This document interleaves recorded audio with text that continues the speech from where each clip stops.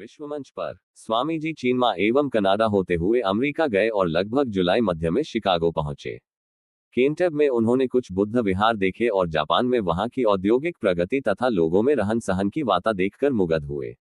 Chicago में तो वहां के जगमगाते हुए विपुल ऐश्वर्य पर पाश्चात्य देशीय वेशनात्मक प्रतिभा को देखकर वे एक बालक के ममान मुहामान हो गए। उन्हें बड़ी निराशा ये जानकर हुई कि धर्म सम्मेलन सितंबर तक नहीं होगा, साथ ही बिना परिचय पत्र के वहां कोई भी प्रतिनिधि नहीं हो सकेगा। उनके पैर तले तो मानो जमीन सरक गई, किंतु शीघ्र ही अपने को प्रभु के हाथों सौंपकर वे बोस्टन शहर चले आए, जो शिकागो जैसा महंगा नहीं था। ट्रेन में हो उनका परिचय मिस कैथरीन सैनबोर्न से हो गया, जिन्होंने स्वामी जी को अपने यहाँ बोस्टन में अतिथि होने के लिए आमंत्रित कर लिया। मिस सैनबोर्न के द्वारा उनका परिचय हार्वर्ड यूनिवर्सिटी के विख्यात प्रोफेसर जॉन हेनरी राइट से हो गया।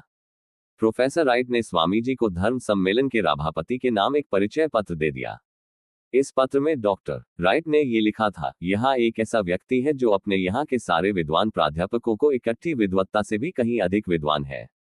धर्म सम्मेलन प्रारंभ होने के कोई 2 दिन पूर्व स्वामी जी शिकागो पहुंचे, किंतु उन्हें क्षोभ हुआ ये देखकर कि उस कमेटी का पता उनके पास से न जाने कहां खो गया है, जिसके जिम्मे प्रांतीय प्रतिनिधियों के ठहरने आदि को व्यवस्था थी। कोई और उपाय न देखकर रेलवे यार्ड में पड़े हुए एक रेल डिब्बे में उन्होंने रात बिताई और सवेरा होते ही इस खोज में निकले कि शायद कोई ऐसा मिल जाए जो उनकी इस कठिनाई को दूर कर दे। किंतु वहां तो काले आदमी के प्रति सहायता ऐसी आसान चीज नहीं थी। बके मंदी वे सड़क किनारे बैठ गए और अपने को ईश्वरेच्छा पर छोड़ दिया। इतने में ही सामने के मकान से एक भद्र राजसी प्रतिभायुक्त महिला निकाली, इनके समीप आई और इन्हें यथोचित सहायता प्रदान की। ये महिला श्रीमती जॉर्ज डब्ल्यू हेल थी, वही महिला जिनका निवास स्थान भविष्य में स्वामी जी का यूनाइटेड स्टेट्स में स्थायी पता हुआ। समस्त हेल परिवार ने स्वामी जी का शिष्यत्व ग्रहण किया था। धर्म सम्मेलन का उद्घाटन 11 सितंबर 1893 को हुआ। आर्ट इंस्टीट्यूट का भव्य हॉल लगभग 7000 श्रोताओं एवं दर्शकों से उसाठस भरा था। उपस्थित व्यक्तियों में देश भर के सर्वोच्च शिक्षा संपन्न संभ्रांत व्यक्ति थे। मंच पर समस्त विश्व के संगठित धर्मों के प्रतिनिधि विराजमान थे। स्वामी जी ने इतने विशाल प्रतिष्ठित जनसमुदाय के समक्ष कभी भाषण नहीं दिया था। स्वाभाविक है उन्हें आरंभ में बड़ी घबराहट हुई, किंतु जब भाषण की बारी आई तो मन ही मन उन्होंने देवी सरस्वती को प्रणाम किया और इन शब्दों से अमेरिका के उस अतुल जनसमुदाय को संबोधित किया, अमेरिका निवासी भगिनी एवं भ्रातृगण।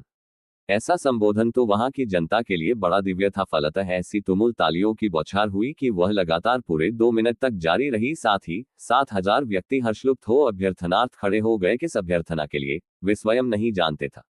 स्वामी जी के इन 2 सरल शब्दों में निहित तीव्र आंतरिक भावना, स्वामी जी का महान व्यक्तित्व, उनका तेजस्वी मुखमंडल, उनके गेरुआ वस्त्र प्रभुति का इतना भव्य प्रभाव हुआ कि दूसरे ही दिन समाचार पत्रों ने उन्हें उस पूरे धर्म सम्मेलन में सर्वश्रेष्ठ एवं महानतम व्यक्ति कहकर वर्णित किया। कल जो कमंडलू लिए हुए सांप्य से साधु थे वे आज सर्वोपरि हुए। इस धर्म सम्मेलन में स्वामी जी के बाद के जितने भी भाषण हुए वे सभी श्रद्धा एवं सराहना से सुने गए।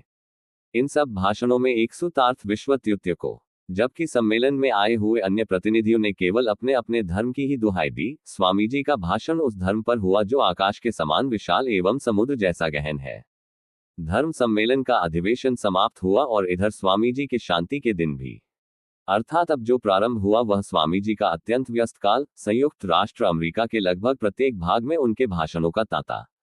एक संस्था से भाषण भ्रमण के संबंध में उनकी लिखापढ़ी हो गई, जिसके फलस्वरूप उन्हें लगातार प्रवास में रहकर नाना प्रकार की श्रोता मंडली के समक्ष भाषण देने पड़े थे।